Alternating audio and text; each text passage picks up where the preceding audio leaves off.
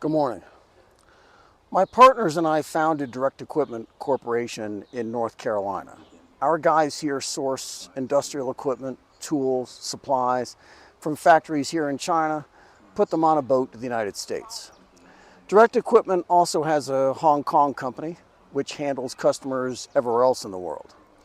These trade wars, which seem to involve every other country on the planet now, seems like, is making us do a lot of math we never had to do before and take on risks that are unknowable. This is a tariff tracker from Bloomberg. It's updated a few times a day, I think. And all these tabs here are clickable. Tariffs threatened, tariffs in effect. And I can tell you, when you don't know what the risks are, the tendency is to do nothing until the situation clears up. I can also tell you that in the case of the United States, the only business we're doing now is that where we know, positively know, that our margins are high enough to cover a giant tariff plus shipping across the world. And there are hundreds of thousands of companies just like ours who have no choice but to do the same. Nobody knows what the rules are or what the tariff rates are, country by country, and even product by product. So everyone is kind of flying blind now, trying to figure out the rules as we go along. Country-specific tariffs go from 10% to 50%. Those are the base tariffs. Those come with lots of new regulations and longer inspection times and higher prices for customs bonds. A customs bond is an insurance policy which guarantees that the government is going to be paid the tariffs on imported goods. Problem is that the surety companies that issue those bonds, they don't know either. They don't know what the tariffs are today, let alone when the ship gets unloaded 2 months from now. So the premiums for those bonds are going up. Big companies have people on their payroll to handle some of these issues, but even they don't have a clue anymore. Global companies with large staffs across the world are struggling to manage their tariff exposures. And small companies usually outsource all this work to freight forwarding companies and logistics agents, and good luck trying to get a firm quote on anything from them anymore. Those are often small companies too, dealing with risks that are also unknowable, but for hundreds of importers doing business with dozens of countries. The Chamber of Commerce pulled data from customs records and found 236,000 small businesses in the United States who are importers, and in 2023 brought in over $868 billion worth of goods from abroad.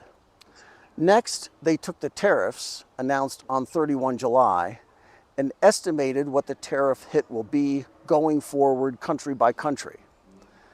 But these numbers are far below what the actual is. Our company handles lots of product made with steel, for example, which carries a separate tariff on the steel component of the product itself.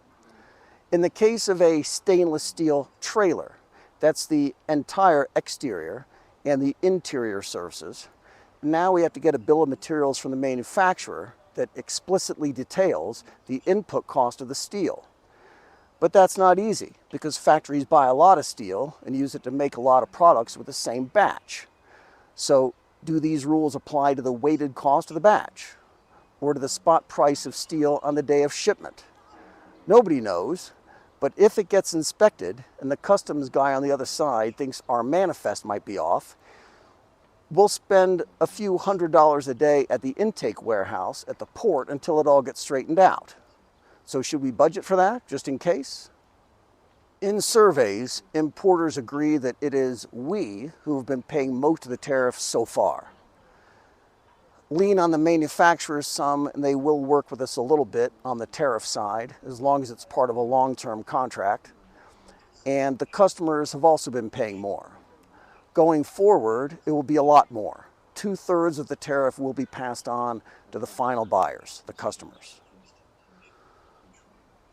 Many of these import companies in all industries will from now on only handle products that we know are in high demand, possibly for customers who have paid deposits and have no alternatives. That means a big drop in trade overall. That would be true anyway. High tariffs by themselves result in higher prices for somebody, and that means fewer sales for everybody. The National Retail Federation forecasts a huge drop in inbound container traffic starting right now. The NRF represents over 3 million retailers of all kinds, 52 million employees. And in their surveys, collectively, businesses are pulling back. Not only are the tariffs high, it's the uncertainty. Importers brought in billions of dollars worth of product front-running the effective dates of these tariffs. Now the warehouses are full, and everything sent over now comes with a far higher price tag. Same is true going the other way. American exporters are facing counter tariffs and retaliatory levies by foreign governments, and importers of American products to other countries are struggling with all these same uncertainties. So those export markets are going away for U.S. manufacturers. Over the past year, economists, professors, administration officials, business owners and executives, talking heads on TV, they're trying to answer two questions. Who pays tariffs, and are tariffs inflationary? We've got answers to those now. Who pays the tariffs? The answer is everybody, in the beginning anyway. And tariffs are inflationary. For the products that do ship to the most desperate buyers, inflation is going up. But the tariffs are also contractionary. Economic activity drops sharply.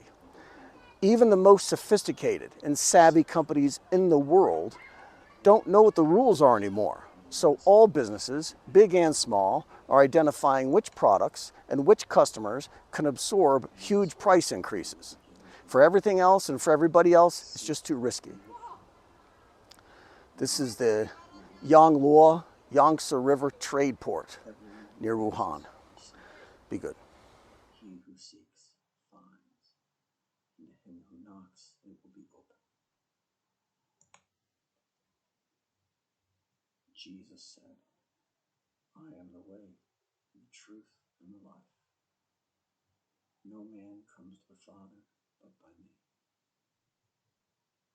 Everyone who hears these words of Jesus and acts on them is like a wise man who built his house on a rock.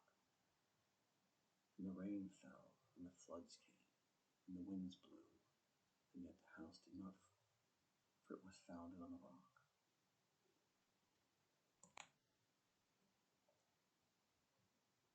Our Father, who art in heaven, hallowed be thy name. Thy kingdom come, thy will be done on earth as it is in heaven. Give us this day our daily bread, and forgive us our debts, as we forgive our debtors. Lead us not into temptation,